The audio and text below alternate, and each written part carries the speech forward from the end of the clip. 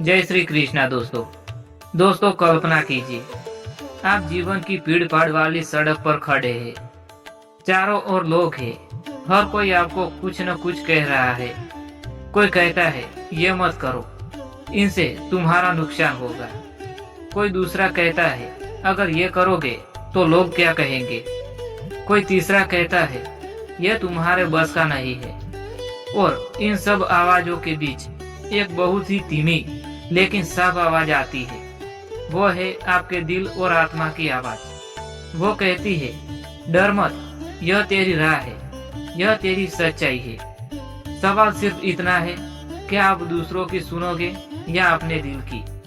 दोस्तों, अब हम आपको बताते हैं कि क्यों लोग हमारी जिंदगी तय करना चाहते हैं। हर इंसान अपने अनुभव, डर और सोच के आधार पर सलाह देता है। माँ बाप अपनी सुरक्षा के डर से कहते हैं ये मत करो। समाज कहता है लोग क्या कहेंगे, और दोस्त कहते हैं यह काम बड़ा रिस्की है। लेकिन असलियत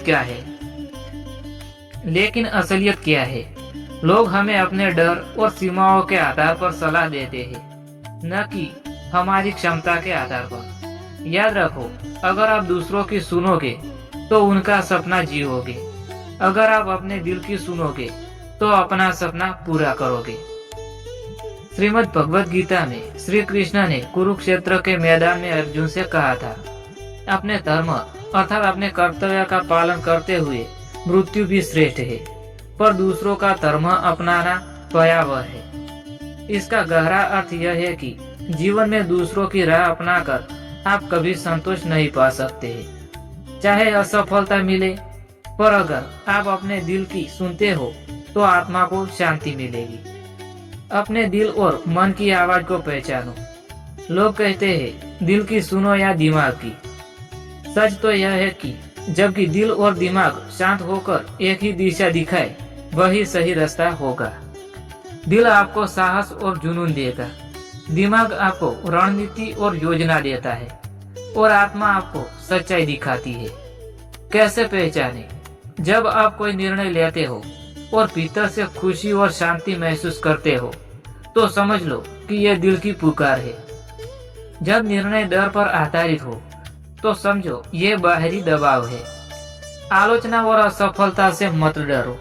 जब भी आप अपने दिल की सुनकर चलोगे, लोग हंसेंगे, ताने मारेंगे, आलोचनाएं करेंगे। लेकिन सोचो, अगर एडिसन लोग की सुनता तो बल्ब कभी नहीं बनता। अगर राइट ब्रदर्स डरते तो हवाई जहाज न उड़ता। अगर अर्जुन दूसरों की सुन लेता तो महाभारत अधूरी रह जाती। श्री कृष्ण ने गीता में कहा, तुम्हारा अधिकार सिर्फ कर्म करने में है, फल में नहीं। तो आलोचना और असफलता की चिंता मत करो, अपने कर्म पर ध्यान दो, फल अपने आप मिल जाएगा। एडिसन, जिसे लोग कहते थे तुम 1000 बार असफल हुए, एडिसन ने कहा नहीं, मैंने 1000 तरीके खोज लिए कि बल्ब ऐसे नहीं चलता। अगर वो दूसरों की सुनता तो रोशनी कभी नहीं होती। अर्जुन की एकाग्रता। गुरु द्रोणाचार्य ने पूछा, तुम्हें क्या दिख रहा है? सभी शिष्यों ने कहा, पेड़ है, शाखाएं है, पत्ते हैं और पक्षी है। लेकिन अर्जुन ने कहा, मुझे सिर्फ पक्षी की आंख दिख रही है। यही है अपने लक्ष्य और दिल की सुनने का परिणाम। स्वामी विवेकानंद, उन्होंने समाज की परवाह नहीं की।